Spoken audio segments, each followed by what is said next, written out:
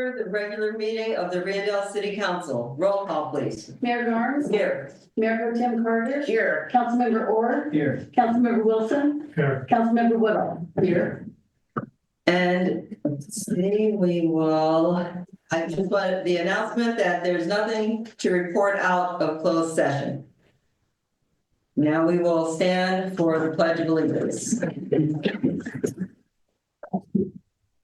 I pledge allegiance to the flag of the United States of America and to the republic for which it stands, one nation, under God, indivisible, with liberty and justice for all.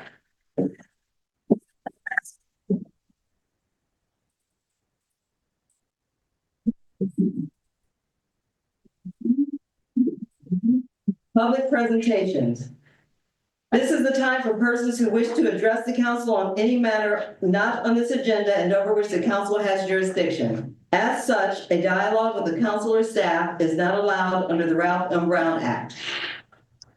Items requiring council actions not listed on this agenda may be placed on the next regular agenda for consideration if the council directs, unless a finding is made by at least 2/3 of the council that the item came up after the agenda was posted and is of an urgency nature requiring immediate action. Please limit comments to a maximum of 3 minutes. Anything? Come on. Need to come up here. Yeah, please. Welcome. Happy New Year. Well, happy New Year to you, all of you. Thank you. My name is Michael Ward.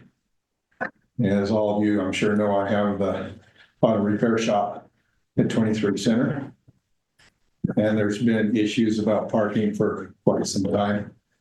Years ago, when the street was reworked, there is a section that I believe is owned by the city that's about 5 feet wide between the trailer park across the street and the sidewalk. I mentioned it back then, that why don't they put the sidewalk over there that will widen the street? It would take care of a lot of problems.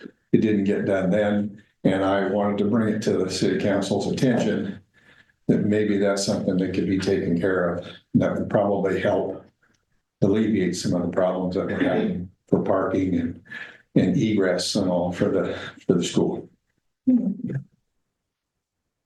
What street is it on? Center. Center. Yeah. Are you on this side of the freeway or on the other side? On this side. It's where the Just past Wildwood? Yeah. Just east. right off of Wildwood, yes. So I guess north, yeah, it's kind of right through the cross street from the shop. And it's been no man's land for forever. People across the street plant things in it during the planting season and nobody takes care of it. The city doesn't do anything with it. I've done a lot of things through the years and they do that right now, but I was wanting to make the recognition to the city that maybe they need to look into that. Since the city owns it, I've talked to the gal that owns the trailer park and she said that belongs to the city. So she's of the opinion it's yours. So just wanted to bring it up because that would be something that would probably help a whole bunch, making the street 5 feet wider. Help parking, help with all kinds of things. Sure. That's it. Well, thank you very much for that, because I didn't know that. I didn't know it. Yeah. So, Thank you for your now we time. know. Thank you.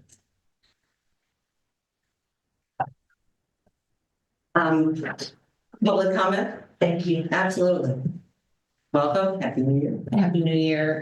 Good evening, Mayor and Council. I apologize for running in late, and you never think we have traffic around here. But even in Humboldt County, there's traffic. Folks, I'm Allison Talbot. I'm your local government relations, Mr. Wilson, hello, representative for PG&E. I cover Humboldt and Mendocino counties. I live in Eureka. Feel very fortunate to have a positive working relationship with Rio Dell City staff, the city manager.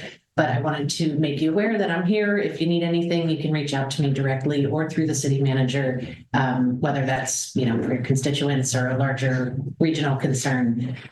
Just wanted to remind you, I am available. The city manager has my contact info, cell phone and email anytime. Thank you very much. Thank you so And I much. hope you have a great year. Thank you. All right, too. There any emails or hands raised? No. Okay, then we will close public comment and move to the consent calendar. Is there any item that a council member wishes to remove? No? Right, any one? No? Okay, then I will ask for a motion. Any emails or hand raised? No? Okay. I so moved. Thank you. There's a motion. Is there a second? Second. We have a motion and second. Vote. Consent calendar is approved 5-0. Move on to page 31 in our packets, the city manager and staff updates. City managers. Thank you, Mayor Garnes and members of the council. So tomorrow at 3 p.m. here at City Hall will be the Nuisance Advisory Committee meeting. It's scheduled monthly. Again, that'll be tomorrow at 3 o'clock.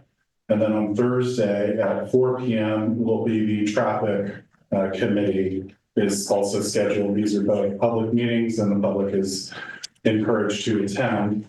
With that, I will go ahead and return to the council, see if there's any questions of staff from the report. Thank you, city manager. Mayor Pro Tem?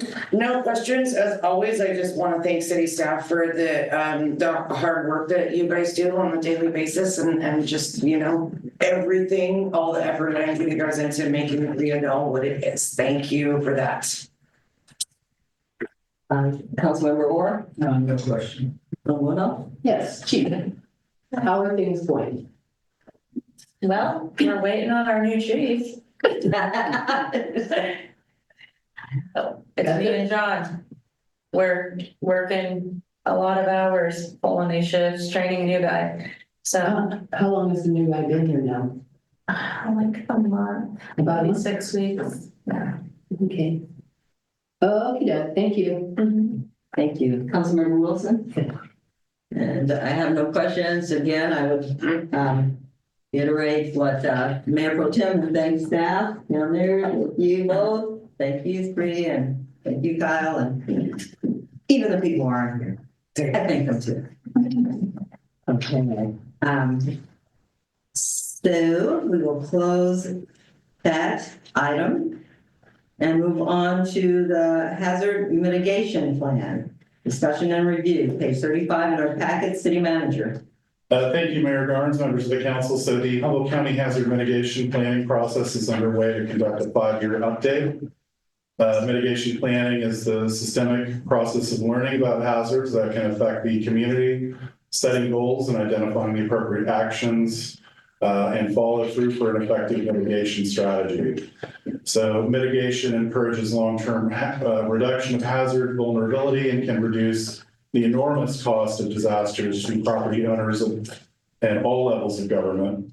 Mitigation can also protect critical community facilities, reduce exposure to liability, and minimize post-disaster community disruption. So the county and the city last updated this hazard mitigation plan in 2020. The current anticipated submittal of the 5-year update is scheduled before the close of May of this year. So this will be the third update to the plan since its inception in 2014 and includes a broad array of public agencies in Humboldt County. So staff is going to review the attached status of previous actions and 2020 action plan matrix. And comments or questions are welcome during the review. Staff won't have necessarily all the answers to any questions, but closer to May, the council will review the plan once again and adopt it for the formal adoption. So once the hazard mitigation plan is adopted by all of the jurisdictional partners and approved by FEMA, the partnership will collectively and individually become eligible to apply for hazard mitigation project funding, the main one being the hazard mitigation grant program. And again, these are focused on long-term hazard mitigation projects. So through this process, the city has obtained a HFGP grant for a new seismically resilient water line connecting Metropolitan and Metropolitan Wells that serve as the city's backup water supply. So that grant is currently concluding phase one, is awaiting approval from FEMA to move to phase two. Some of the challenges associated with these grants that are important to note include that they often carry a 25% local match requirement, which can be very disadvantageous to small rural communities with the dollar size of many of these projects. However, the volume of available dollars for mitigation efforts is expected to continue to be very high well into the near future. As typically when a disaster is declared, there is a set aside of a certain percentage of the federal government puts aside for hazard mitigation activities. So as the number of disasters mounts as every year, seems like there's a significant high dollar value disasters. The fund available for mitigation projects equally increases. So that's something to be aware of. The hazard mitigation planning is considered a living document. As such, that awareness of additional hazards develops over time, and new strategies and projects are conceived to offset or prevent losses due to natural disasters. And it's evaluated again on a revised on a continual 5-year period. It's important to note, like if a project is not on this list, it's not, we don't have to come up with every conceivable project, and we can add to that. So this is kind of just a step that FEMA requires us to go through to do this evaluation and just have the conversation about what we see in the community. So I'm going to go ahead and do a quick screen share so folks at home can see this, and hopefully it pops up on the screen. There we go. So attached on your agenda, and beginning on page 37, we have a list of about 46 items to go through, and we can either focus on the ones that maybe the council identified before. We can go individually through each one. So I think we'll just go individually through each one and just starting from the top and moving down. So some of the, again, these are ideas that some of them may be applicable for hazard mitigation funding, some of them may not. So RD number 1, again, this is a holdover from an older plan, talks about improving wastewater collection system, mains, laterals, and manholes. And unfortunately, for most of the disaster mitigation funding, you're not going to see available funding for sewer systems. The failure of a wastewater collection system is not necessarily the highest priority. However, the failure of a water system would be in a disaster. So RD2 also covers wastewater lift stations. RD3 talks about Painter Street to Highway 101 drainage ditch repair, increasing the capacity there. Number 4 talks about Center Street to Painter Street culvert improvements. Again, both of these are typically going to be very difficult to provide a grant application that also has to include a cost benefit analysis for it. So if you're talking about really specific neighborhood issues or street issues or older infrastructure that has not been maintained, typically HMGP is not going to be a good source of funding for this. RD5 includes the City Hall, and RD6 includes the City Hall seismic retrofit, Fireman's Hall seismic retrofit. And those were completed following the 1992 earthquakes. RD7 talks about city standby power generation. And so in the past, and this is one of the changes to my understanding to the current grant applications processes, in the past, in the last cycle 5 years ago, backup generators were not an allowable HMGP expense. My understanding is that has changed. However, since then, City Hall has, for example, more redundant power source. We have backup batteries as well as a generator, not funded through HMGP or the federal government. So fire sprinkler installation at City Hall, RD8, and Fireman's Hall was another one listed in a past report. To date, those have not occurred. RD9, construct a retaining wall on the road to Dinsmore. I'm going to assume that this means the Dinsmore Plateau. And as the council is aware, in 2017, that road did fail. And has been quite the struggle to get FEMA to fund the repairs for that, but that was a potential hazard mitigation grant project.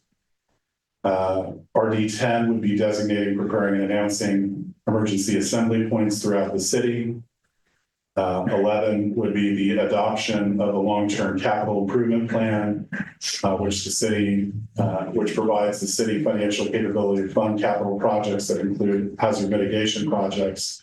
That's always going to be a really difficult one to do in a financially constrained city. RD12, improve hillside stability and landslide prone areas. Again, very difficult to achieve, particularly most of these areas are privately owned, private property. Prepare a RD13, prepare a post-disaster recovery plan.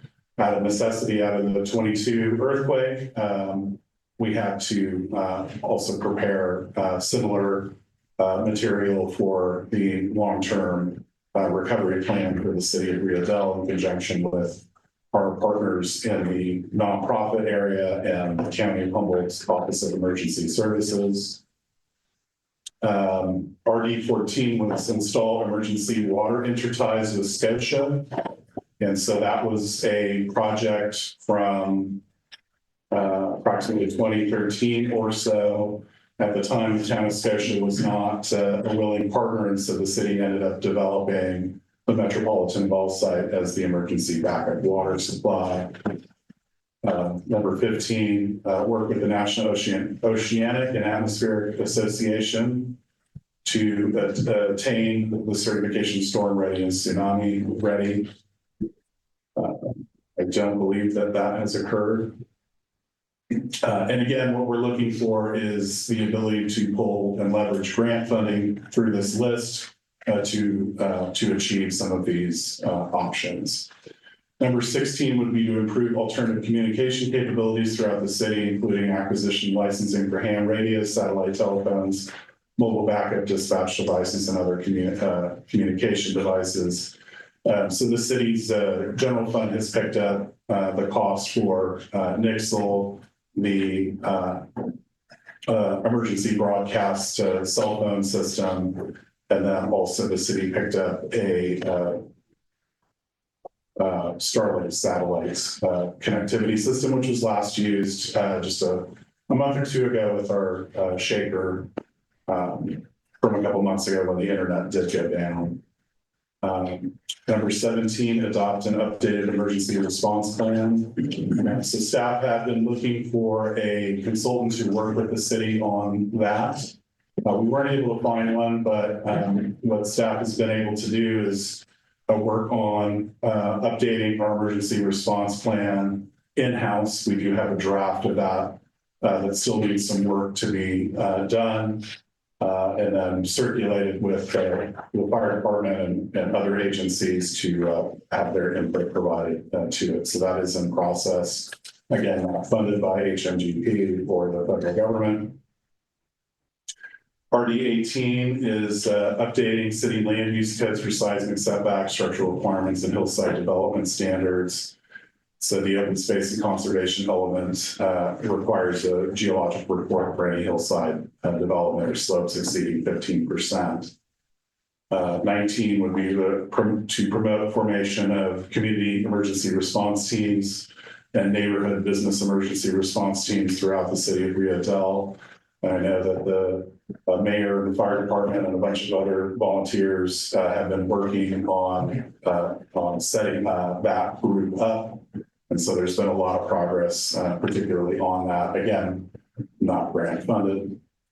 Number 20, updating flood plain mapping. This is something that the floodplain mapping has been kind of well covered. And the city works with the flood insurance rate maps and whatnot to make sure that the zones and all that stuff is really clear for developers and for residents in the city. Number 21, which would be to maintain the NIMS, National Incident Management System, state emergency system, and incident command system training for city staff. So that's kind of an ongoing thing when we have training available. There's usually a lot of training that goes on that's free to attend locally here. Number 22 would be to support and participate in the Road to Coast Tsunami Working Group and other hazard mitigation groups in the region. The city has been working periodically with community organizations active in disaster and some of the other groups. For specifically the tsunami working group, the city will always keep tabs on that one, but technically speaking, Rio Dell is outside of the tsunami hazard zone. 23 develop a focused storm drainage facility plan. So this is a big one that potentially federal funding could be leveraged to assist with. One of the utilities in your city is functionally stormwater, and there is no funding source for stormwater. So essentially, no fees are charged for new development related to stormwater facilities. New developments are required to install those facilities, but there is no active ongoing funding source to monitor or maintain the stormwater system. And there's only very loose mapping associated with stormwater drainage facility plans.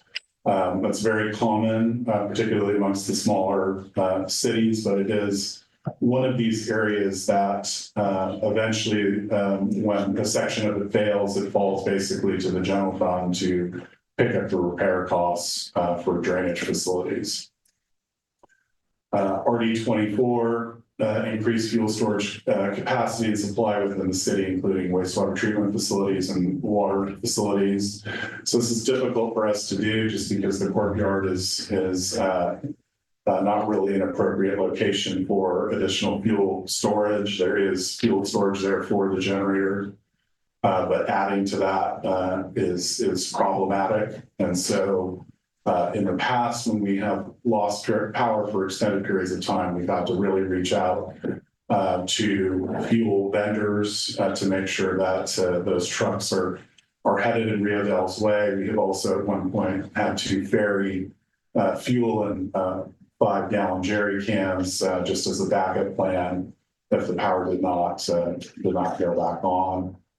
Since then, we've also been able to add the Tesla power system backup, which adds some level of additional time to our corporation yard for response to those issues. But it's always kind of a finicky response that's hopefully we don't have power outages that extend beyond about 48 hours.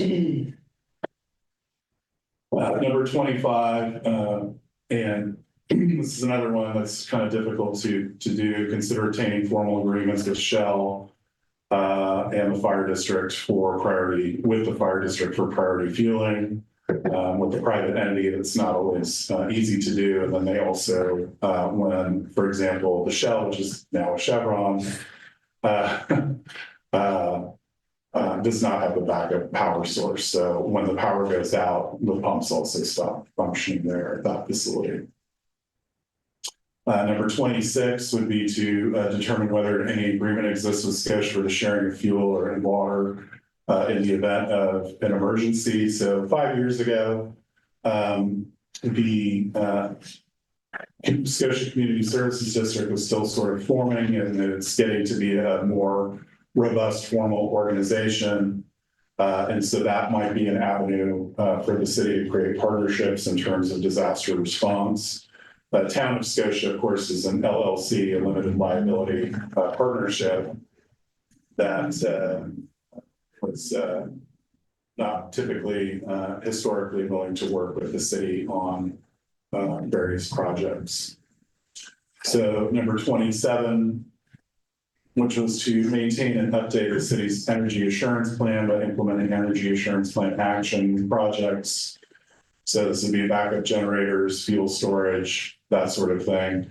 Again, the city has obtained some grants through the state to update the power backup resiliency here at City Hall. All of our lift stations also through that same grant at no cost to ratepayers received new generator systems for backup on those lift stations. We also, through other grants, obtained a mobile power generator for the backup well system. So there's been a tremendous amount of improvements in terms of backup power supplies over the past few years. So number 28, determine the city's water supply in the event of long-term energy disruption, setting priority lists for water distribution. If the city needed to do that and select certain areas for town for shut off in the event of a catastrophic long-term water emergency, we are engaging in the capital improvement plan project with the water system to replace a lot of the valves and that sort of thing. So it would be more theoretically possible to shut down sections of town if needed because of line breakages or whatnot. Number 29, determine refrigeration capacity of local markets and evaluate requirements to maintain functionality in the event of an energy disruption. Again, something that's not likely to be funded through FEMA for some sort of public-private partnership on refrigeration. Number 30, determine fuel tank size and operation costs of new infiltration gallery backup generator. So that backup generator or requirement can be powered by the mobile generator I mentioned a couple minutes ago for the well site. Number 31, coordinate with fire district to determine backup fuel supplies. So some of these are really redundant between the plans from the prior plans and obtain necessary storage. Kind of redundant. Number 32, determine and obtain a properly sized backup power supply for the police department. Again, accomplished. These will go into our new update as to what's been accomplished and what is still pending. Number 33, coordinate with the county in Ferndale to stabilize Blue Slate Road, road service from Ferndale to Rio Dell. Certainly, potentially with the county's Measure O passage, the county would obviously be the main partner in that particular project. Obviously, with the lane miles being significantly more than either in Fortuna or in Rio Dell, but that is an important back channel road to, particularly for Ferndale, should the bridge go out.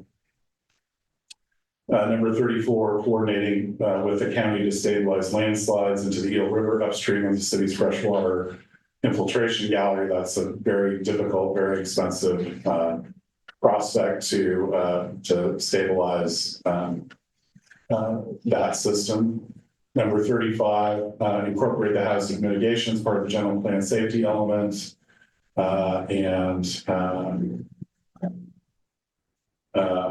and make sure that the safety element of the general plan provides the city the capability to regulate future land uses in areas impacted by all hazards of concern identified by this plan. So I believe that's already been implemented.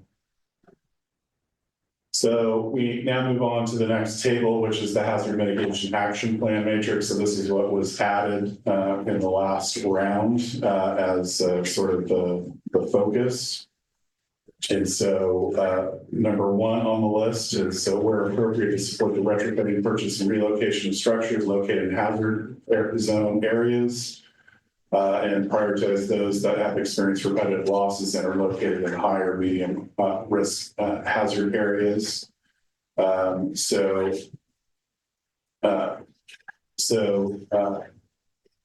Today, we do not have a project like that. However, for example, at our well site, the electronics and whatnot were constructed above the floodplain level to help minimize the impact in a major event. Action number 2, which would be integrate the hazard mitigation plan into other plans, ordinances, and programs that dictate land use decisions in the community, including the city's safety elements. I believe that that's been done.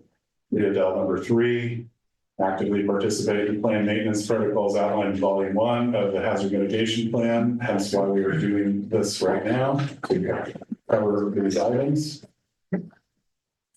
Number 4, continue to maintain good standing compliance under the National Flood Insurance Program for the implementation of floodplain management programs that at a minimum meet those base standards. I believe that we do that. We'll be verifying that to make sure. Number 5, identify and pursue strategies to increase adaptive capacity to climate change, including but not limited to participation in the regional climate action plan, which the city has been involved in that process from the very beginning. And I believe something will be coming to the council before the close of this year regarding that. Number 6, purchase generators for critical facilities and infrastructure that lack adequate backup power. Fire and school facilities are specifically mentioned unless the city hopes to install an emergency generator for City Hall and whatnot. Of course, fire districts and the city and the school district are separate entities. So far, again, those backup power supplies have been funded through separate grants, primarily when we have the public safety power shutoffs. The city was able to obtain, I believe, about $500,000 in grants for the generators and the City Hall upgrade. Number 7, planning and upgrade radio equipment to the towers and interoperable P25 infrastructure for the city and the fire district. That's something we need to look into to make sure that the base infrastructure that we have is adequate. But there have been a number of investments in the police department related to upgrades of their radio system here. And then number 8, retrofit and installation of undersized culverts, drainages to prevent flooding, erosion, landslide damage. Again, potentially some grants that the city could access through the federal government with a 25% cost share. But most of these have been covered under utilizing existing road maintenance funds and general fund for road support. And then again, prioritizing installation of fire sprinklers at City Hall and the fire station. Again, very expensive prospect to do. This building in particular, I think before that would occur, we would want to take a look at really long-term strategy of what to do specifically with this building, since it has certain deficiencies that are expensive to fix. And so just installing fire sprinklers when we may have to then turn around and tear them out is perhaps not the best use of limited funding. And then number 10, which is public education and outreach, and the city tries to participate in that process as much as possible, through the newsletters and whatnot, going out to the public to remind people to be prepared at all times for significant all of the various significant hazards that Rio Dell faces. And then finally, Rio Dell 11, which is a joint public safety dispatch and emergency operations center. This is really something that the city would love to participate in. We believe that it's a highly value added to have centralized public safety dispatch, and that the county needs a permanent new emergency operations center. The current one is really a legacy of the Cold War in the 1960s and whatnot. But the city already contracts out for dispatch services with the city of Fortuna. And we have always signaled to the county or to Fortuna that we would support a more regional effort of others signing on to a more centralized dispatch system.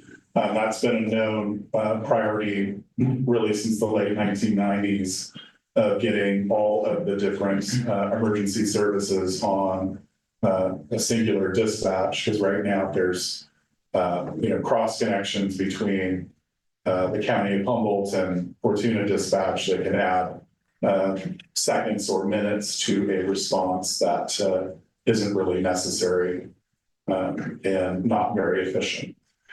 So with that, those are the lists from the hazard mitigation plan. We'll be working with the county. We're already participating in the process to do the update for this plan. Again, it will be coming back to the council for formal adoption. But now is a good time if there's any other ideas that the council may have or members of the public may have. I will say that one concept that has already been brought up is again, working with the Scotia Community Services District. They have the newest gym type facility, presumably up to the modern seismic standards, and the council will recall in 22 that there was really nowhere locally within the Rio Dell, Scotia area to set up an emergency shelter during that earthquake. So one had to be set up in Fortuna.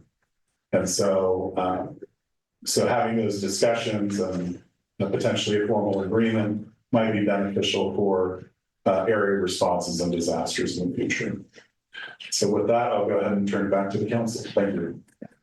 Thank you, City Manager. Thank you for the report. It was a lot that I just thought to really even get to a question, but I will. I will make the comment that I do think that there's maybe more hope from Scotia CSD moving forward, especially considering 22, 23. And yeah, I do think that's a good idea, but that gym is probably the only place that we could conceivably have some kind of shelter. So I would like to pursue that. Last comment is that I am always going to prioritize the underground infrastructure when it comes to stuff like this. I think that is really, I can do without power, but boy, you don't have water for a couple days, it's bad. So, if given the choice, I would always prioritize water and wastewater. That's me. Thank you. Thank you, Councilmember Woodall. No, I came in and talked to Kyle earlier today, but thank you for going over point by point because you answered some questions I didn't have this morning. So thank you. Councilmember Orr. Councilmember Wilson. I agree with Councilman Carter. Water is a pretty big deal. It's all a big deal. And unfortunately, it doesn't look like we're gonna get a lot of help from the state. Or anybody, because we're just not looking at a button on the deal. I thank you for taking us aware of all the items that we gotta look out for. Thank you. And I agree with the Scotia comments, and I don't know, it's and I would say the state certainly did more for us than the Fed, because the Fed didn't do anything really, so we want to acknowledge that. But I don't, is this something that when you get closer to May and you that we could have an actual like a study session versus just not a study session, but where we can sit and talk about it and maybe kind of scratch your heads, or even before that, versus just having kind of random questions. So, something that we could do maybe. I would like that. I think that's a great idea because I was going to say, can we be thinking about it? And so if we wanted to add more. So, that, and are there any questions? Oh, Mike, did you have any questions? You're the only person out there. Are any hands raised or any emails? No. Sam, any questions? Okay. And so this was just a review, correct? And provide comments. Correct. So we will close this item. Thank you very much for that. And move on to the introduction and first reading of ordinance number 410-2025, amending section 8.35.0.40 of the Rio Dell Municipal Code pertaining to requirements for commercial edible food generators to include authority for the County of Humboldt Division of Environmental Health to charge fees for the service. Page 41 in our packets, City Manager. Thank you, Mayor Garnes, members of the council. So SB 1383, which is California's short-lived climate pollutant bill, aims to reduce methane emissions from the landfill and rescue 20% of edible food statewide. So the state mandate requires that cities adopt an enforceable ordinance to implement 1383 requirements locally. So the city has exemptions from many of the requirements from 1383, but not all of them. So ordinance 395 was adopted in 22 to meet the requirements of 1383. The law requires edible food generators to be inspected annually by the responsible jurisdiction. In this case, the city of Rio Dell within the city limits. However, the city lacks the staff and subject matter expertise to conduct such inspections. Additionally, the County of Humboldt and regionally, all of the stakeholders and partners in this process are proposing to engage in an MOU with the County of Humboldt Division of Environmental Health to conduct these inspections on behalf of not just Rio Dell, but all of the cities. The county is offering these services to all the incorporated jurisdictions within the county, and staff anticipates the other cities will be engaging in a similar MOU. So this ordinance 410 authorizes the County of Humboldt Division of Environmental Health to require edible food generators to register with the county and allow the county to assess and collect fees for the program. The Division of Environmental Health is funded by and provides these services through fee assessments. So edible food generators are defined in the municipal code as required by the state as certain business types that handle food and are therefore required to donate excess edible food fit for human consumption, and the inspection verifies that they are in compliance with that.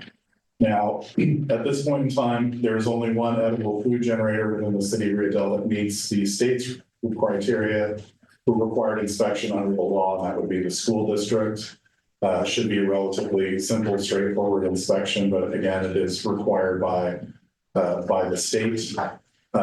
And then part of the reason we want to get this ordinance set up is that potentially in the future down the road, there could be a business type that enters the city of Rio Dell that meets those requirements, or the state changes the requirements. And, so for example, the size limit for a facility is 10,000 square feet. It's possible they could amend that and lower the square footage and include several other businesses in the community into the category. And so this is just the first step, and there will be an MOU that will be coming to the council at some point in the near future for adoption, for the formal adoption for Humboldt County Division of Environmental Health to conduct the inspections.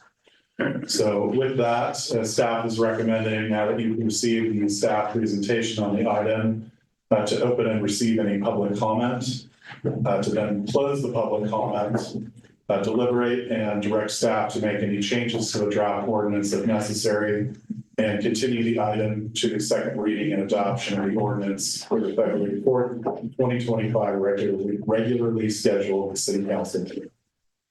Thank you, City Manager. Any questions from council? Just out of curiosity, I'm always a little leery when something says charge fees but doesn't list fees. I was gonna ask how much the fee was and who collects it, us or the county. Yeah, so I don't know what the fee amount would be, but it would be set, and I'm not even sure it's set by the Board of Supervisors yet, but it would be set by the Board of Supervisors and collected by the county. That's it. Okay. And Well, I'm just curious, would the fee be to the city as we are not doing it, we're contracting with them to do it, or would the fee go to the school? The fee would be collected by the county, would go to the county. No, but I mean, who would be paying Pays the a fee. Would we be paying the fee because we contract with them, or would the business or? It would be the entity listed under as one of the edible food generators, in this case, the school district. Okay, and, I think you made it clear is the reason the other businesses that are clearly edible food, but they're less than 10,000 square feet, so that's why they are not included. Yeah, and there's a complex set of criteria to meet Yeah. that, and schools are in a whole separate tier 2 formula for what the state sets. Okay, Mike, any questions? Any hand raised? Any emails? Okay, then is there a motion to approve the first reading and carry it on to the second reading of the meeting of February 4th? So moved. Have a motion, is there a second? Second. Have a motion and a second. Motion carries 5-0. That brings us to the conclusion, and we will now go on to council reports and communications. Councilmember Wilson.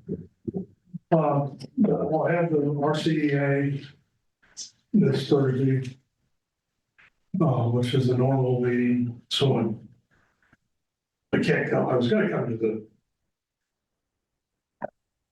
what do you call it, or traffic committee, but I won't be able to do that.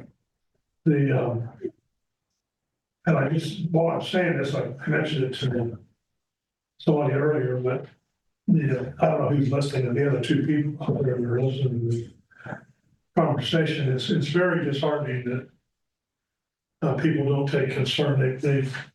We get a packed building when there's something wrong, whether the price of sewer goes up, or we'll probably at some point when we enact some kind of an ordinance, clarification on this thing, we'll probably get a bunch of people. But other than that, there's not a lot of participation from the city members to come down here and contribute to solutions.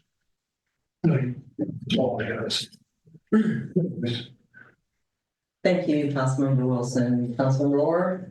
Just really quickly, went to HCOG last week, still in search of a director, but many strong candidates from what I heard and what they thought they had, so we're moving in the right direction. Thank you, Mayor Pro Tem. Oh, you know, I got stuff. I have a Cal Cities policy meeting this Friday in Sacramento. It is the Transportation, Communication, and Public Works Policy Committee. So I will be representing the city of Rio Dell there. January 27th, I would usually have a REDAC meeting, but it is canceled because there is another important event that I would like to highlight. Supervisor Natalie Arroyo has put in a ton of work over years and years interviewing healthcare providers in this area. And so she is putting on a forum titled the Healthcare Provider Recruitment and Retention in Humboldt County Forum. That is January 27th from 6 to 8 p.m. It is online and in person.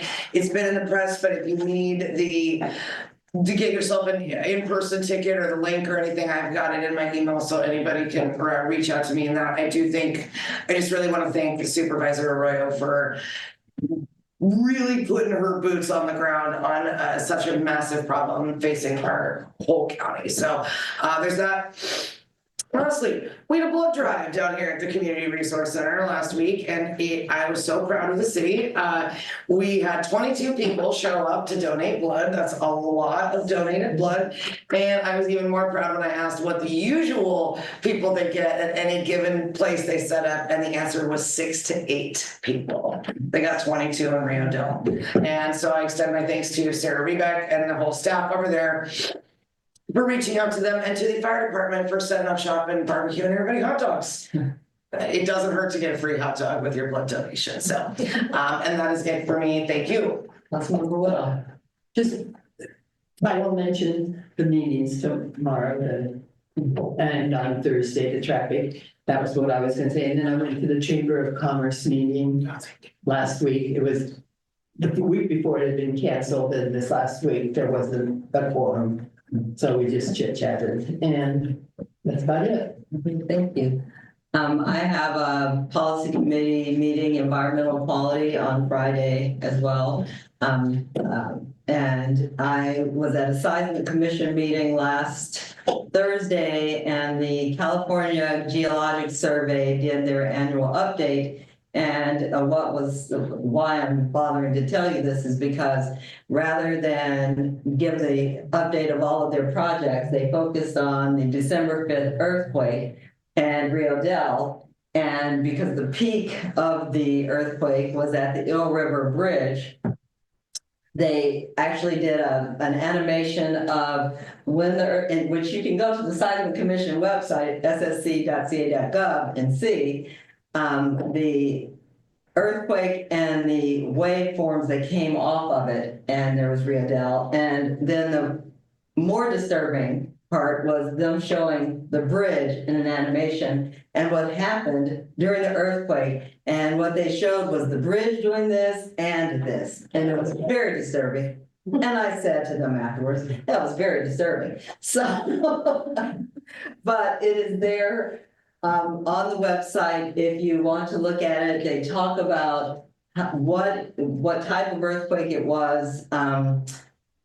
Probably why it wasn't as damaging is because it was a slip strike. And so there just is a lot of information there about that earthquake, what happened and how it affected Rio Dell. So, and I asked them if they could remove December from the calendar. They didn't, but they did acknowledge that it was a very active time here in Humboldt County. December is very active. So I think that's about all I have. I want to thank Nick Angela and the CCC and Tracy O'Connell and Shane Wilson for coming out, and I participated as well in taking down the Christmas decorations this past weekend. It was an all-day Saturday thing, and Sunday was relatively short. But, you know, being on that man lift on that bridge is very unnerving. And I was on the bridge holding the lights, and all I could think the entire time was, what I'm gonna do if there's an earthquake. I stood over, I held on to the green thing. I was like, you can't be under the man lift. It was very stressful, but you know, we do what we have to do. So I just wanted to thank them for coming out and helping and getting those decorations down. And I think that's it. Is there a motion to adjourn? So moved. We have a motion. Is there a second? Meeting adjourned until February 4th, 2025.